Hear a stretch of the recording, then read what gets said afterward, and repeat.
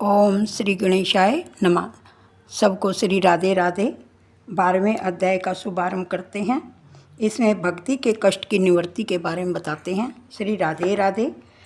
श्री भागवत के में मुख्य कथा है नंद महोत्सव की। इस कथा के भी 18 श्लोक हैं। श्री भागवत पर प्राचीन और उत्तम टीका श्रीधर स्वामी जी की है। उन्होंने कहीं सांप्रदायिक सिद्धांतों का सहारा न लेकर स्वतंत्र रीति से भागवत तत्व का विचार किया है। इस श्रीधर टीका पर वंशीधर महाराज की टीका है। उन्होंने कहा है कि हमारे ऋषि मुनियों ने केवल निस्वार्थ भाव से इस ग्रंथ की रचना की है। श्री राधे राधे। श्रीमद् भागवत की महिमा का वर्णन कौन कर सकता है। भागवत तो श्री नारायण जी का रूप है। श्री भगवान जब गोलोक पधारे तब उन्होंने अपने तेज स्वरूप को इस ग्रंथ में रखा था। ऐसा एकादश स्कंद में लिखा हुआ है। अतः भागवत भगवान की शब्दमयी साक्षात मूर्ति है। श्री कृष्ण की वाणमय मूर्ति है। उद्धव जी ने जब पूछा कि आपके स्वर्ग धाम गमन के बाद इस पृथ्वी पर अधर्म बढ़ेगा तो धर्म किसकी शरण में जाएगा। श्री भगवान ने तब कहा था कि मेरी भागवत का जो आश्रय लेगा उसके घर में कली नहीं जा सकेगा। श्री भागवत भगवान का नाम स्वरूप है। श्री राधे राधे। नाम स्वरूप से ही अन्य रूप सिद्ध होते हैं। मन की मैल को दूर करने के लिए यह भागवत शास्त्र है। मन को शुद्ध करने का साधन भागवत कथा है। यह कथा सुनने के बाद भी यदि पाप करना चालू रखेंगे तो यमदूतों की तरफ से 2 चांटे और खाने पड़ेंगे। ईश्वर के साथ प्रेम करने का साधन यह भागवत शास्त्र है। मनुष्य पत्नी, धन संपत्ति, भोजन आदि के साथ तो प्रेम करता है परंतु प्रभु के साथ प्रेम नहीं करता, इसलिए वह दुखी है। श्री राधे राधे।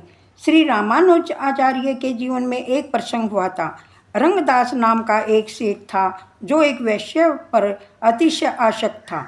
एक दिन रंगदास और वैश्या प्रभु श्री रंगनाथ जी के मंदिर के पास से निकले। श्रीमंत सेठ रंगदास वैश्या के सिर पर छाता पकड़े हुए जा रहे थे। ठीक उसी समय श्री रामानुज आचार्य मंदिर से बाहर निकले। उन्होंने यह दृश्य देखा। ये भी ईश्वर के ही जीव हैं और वे ही ईश्वर से मिल जाएं तो उनका भी उद्धार हो जाए। ऐसा सोचकर वे उनसे मिल गए। रास्ते पर जाकर वे उस रंगदास से मिले और बोले कि आप इस वेश्या से जो प्रेम करते हैं उसे देखकर मुझे बहुत आनंद हुआ। अस्थि और विष्ठा से भरी इस स्त्री से तुम प्रेम करते हो। इस स्त्री की तुलना में मेरे प्रभु श्री रंगनाथ जी अति सुंदर हैं। इस श्री राधे राधे। इस स्त्री से जैसा प्रेम करते हो ऐसा प्रेम प्रभु से करो। प्रेम करने योग्य तो एक परमात्मा ही है। ऐसा कहकर उन्होंने रंगदास को एक चांटा मारा। रंगदास की वहाँ समाधि लग गई। उसे श्री रंगनाथ जी के दर्शन हुए। उस दिन के बाद रंगदास ने किसी भी दिन स्त्री से प्रेम नहीं किया। श्री राधे राधे।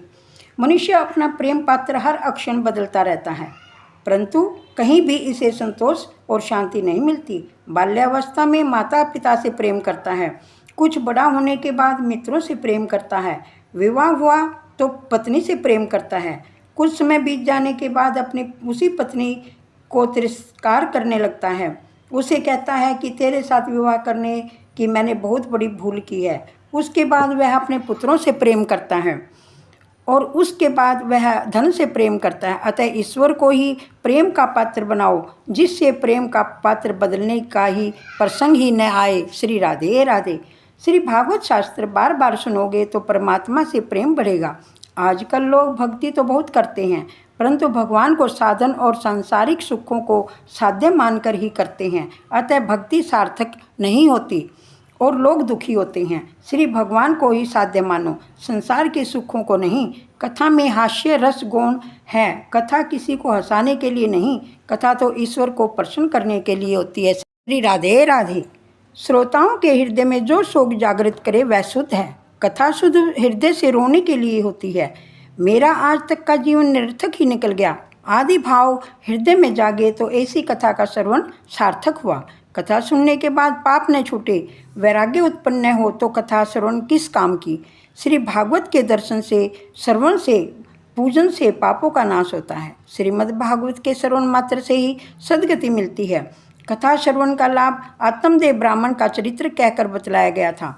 बिना दृष्टांत का सिद्धांत मन को नहीं छूता। अतः आत्मदेव ब्राह्मण का चरित्र कहा गया है। कथा केवल रूपक नहीं, कथा की लीला सच्ची है और उसमें कहा गया आत्म ज्ञान सिद्धांत भी सत्य है। श्री राधे राधे। 12वां अध्याय संपूर्ण हुआ। श्रीमन नारायणी नारायणी हरि हरि, भजमन नारायणी नारायणी हरि हरि। तेरी लीला सबसे न्यारी न्यारी हरि हरि। राधे राधे सबको।